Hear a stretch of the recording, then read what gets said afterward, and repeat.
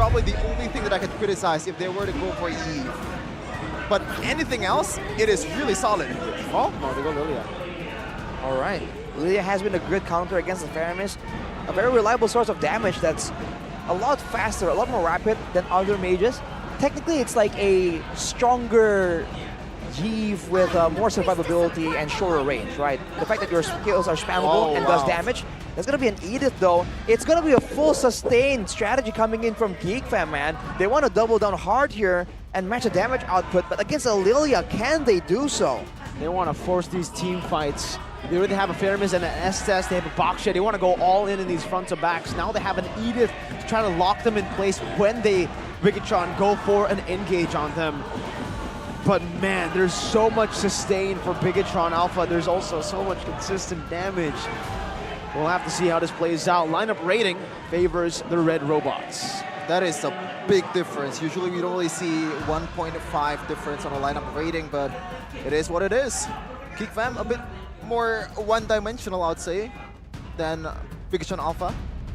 But they have the sustain, they have the healing, Blessing of Moon God, and also that trump card in a boy's Faramis with that called Altar, or Netherrealm, right? Yes. Yeah, okay. Also the Primal Rat, by the way, a great source of damage later on. So a lot of deceptive potential for GEEK fam for sure. Let's see though, if GEEK fam can turn the game around, turn the match around in this game number 2 of BIGETRON Alpha versus GEEK fam. The pattern says that GEEK are the most dangerous team when you get them to game 2. Already though, the pressure already shown Key and also the Lilia from the mid laner of BIGETRON Alpha. I don't know why I forgot his name, but Moreno? too much. Yeah, Moreno. Moreno? Sorry. Wow, bro. We'll see, man. Again, looking at the emblems though, a boy going with the Quantum Charge. I've always mentioned I'm a fan of mages going Quantum Charge in the current meta with the kiting potential. We'll see though now the 3-man roam coming in from GEEK fam. Gonna be a bit more aggressive. Technically before level 4 though, BIGETRON will have a bit of an edge due to the Lilia pressure. And even level 4, if GEEK fam don't play it properly, things can still go south very easily for them. Yeah, this is the normal lane that I was expecting for the Hereth versus Claude.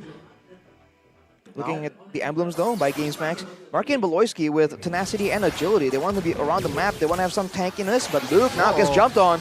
An interesting onward there from Luke.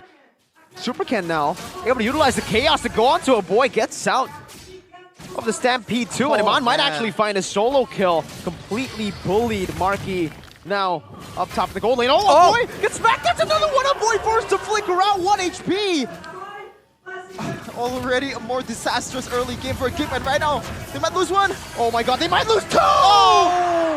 Appraiser's Wrath and the Hammer! That's 2 on the board for the red robots. Just everything, literally everything went wrong for GEEK fam, and the turtle hasn't even spawned yet. There you go, Rashi, what's happening right now in GEEK fam? They just kept trying to double down on plays that just didn't seem to be beneficial, man.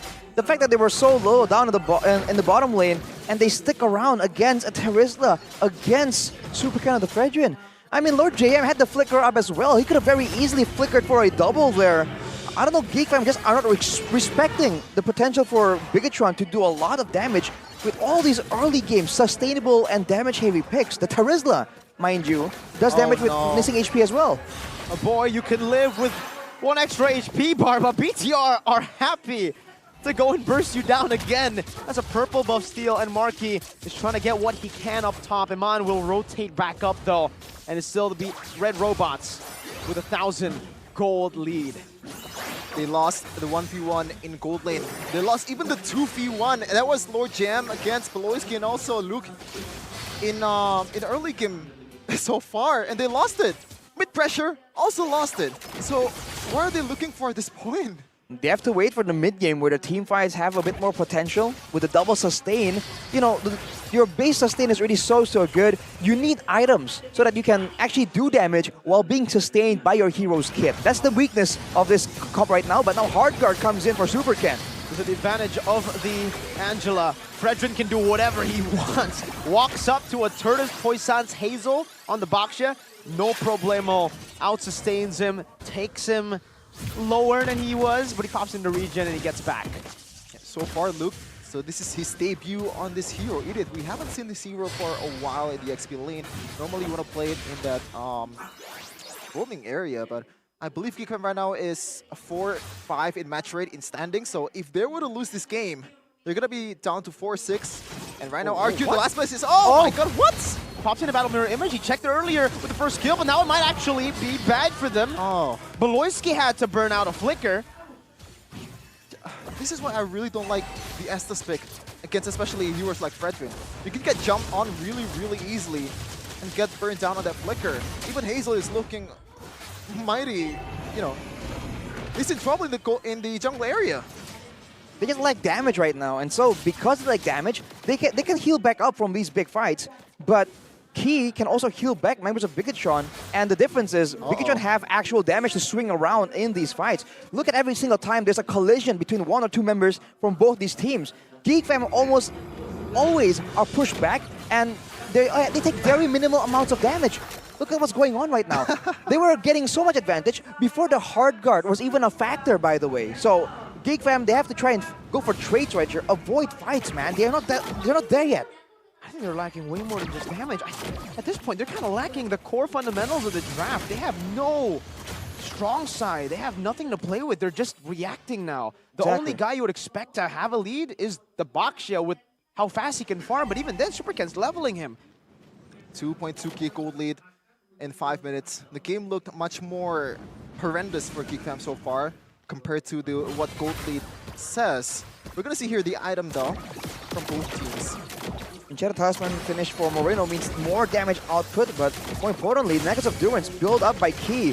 Knowing that he is an aggressive Angela, he wants to back Superken up and lower the healing from GEEK fam. Beloyski is all... Well, I mean, Superken is all out now. Penalty zone on the back, and it's the combo. The Netherrealm, they're all clumped up, and it's only beneficial for BIGETRON Alpha, who wants you to clump up, who wants Moreno to keep on going. Superken to dash forward and to look for more as he pops in the Kalas emote. 5 minutes in, now 6. 4,000 gold lead as they look to siege down the mid lane turret. Iman, Whoa. the gold lane acting as an assassin in the enemy jungle. Pops in a synchro vision again. Hazel gonna be bursted down once again. The damage is up with the dive. And now they're looking for a boy who's under the turret, and Moreno just picks it up as well. Now it's the BM who's just BMing. That's a flicker and an onward Earth Shatter, but he gets baited in and taken out. BIGETRON Alpha are stomping GEEK fam. I cannot believe I'm going to see a bigger domination in this game after that game 1 performance from GEEK fam.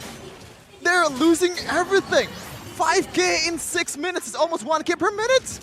Moreno just took turret shots, knowing that he has the black shoes. And when part of the plan. When Luke went for the punish, by the way, Superken dashed forward and took the onward. That was just chaotic, catastrophic, but that's just the way that BIGETRON likes it, man. They know how to scrap in these fights. And just like that, GEEK fam just have no control at all. At this early point in the game, they might already be forced to just play it super safe, only near structures, near turrets and their base. Moreno taking a page out of Kenjaku's book, taking shots for his evil master plan. If you get it, if you know, you know. I don't know what's JJK, but I know what you mean. I don't Only for those who know. Here. That reference was a deep one. But yeah, so far. By the way, Hazel at that time when he got jumped on by 2 magic damage dealer, he has the Athena shield. And it really doesn't matter. Really doesn't matter. It's just too much damage in this early game, in this mid game, that a mere Athena shield is just a paper for Iman and also Moreno. And the 0 kills so far in this game for GEEK fam. I mean, BIGETRON, they're just playing it quantity over quality, right? Even though they can't really burst Hazel down, eventually he will fall given enough time. And you know, a big advantage for BIGETRON right now is the fact that with Dominance Ice slowing attack speed, technically Iman can just circumvent all of that. And look at that. GEEK fam just can't move out of their base due to the choke point. What? Do they even have wave clear to play with, Arashi? I mean, they have Faramis, they have Claude, but without items, they're still going to struggle to clear. With Key getting the Flash of the Oasis, it's going from bad to worse for GEEK fam now. They lack damage, and with Lord GM with the Oracle as well, there's so much tankiness built in already when they don't have reliable Shred. It's all Marky, but he's going to have so much time because BIGETRON, they can save all their ultimates just for Marky, right? Nothing is gonna force them to use their spells right here. The burst is crazy, and that's just one of the glooms that's now popping left and right. Luke is down to like half HP now, and they're under their own turret, and Mon picks up the Holy Crystal. He beat his own record from last game. He got it in the 8th minute and the 50th second.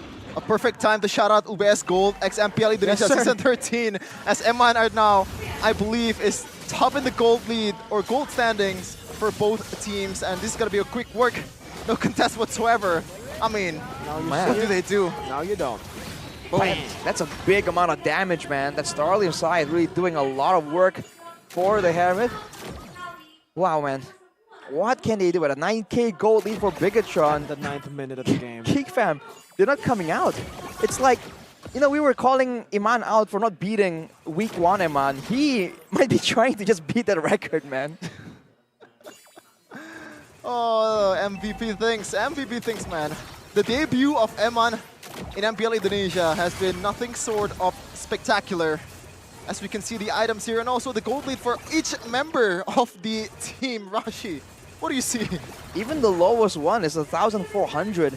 And if you look at GEEK, they're lacking the healing reduction. It seems like a boy is going to go for a Necklace of Durance, which means that the damage from the Paramis will be a little bit lower. Look at his PM though.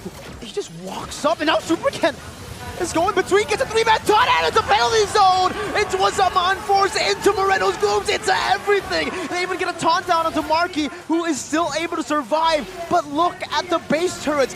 They've been completely zoned away from their own base turrets in their own base. Key on an Angela is the guy zoning them away, and GEEK fam can't do nothing about it. Supercan now walk in front, getting the taunt down at the Hazel. It's a desperate Netherrealm. It's a Zaman force, and Mon is dealing with it so easily. And a boy with a desperate play to get back in front with the base wide open. BIGETRON won't even just go for the base. They're gonna go for a few more shots before they ultimately end it. In the 11th minute, we didn't even reach 11 minutes. It was 10:40, 10:50.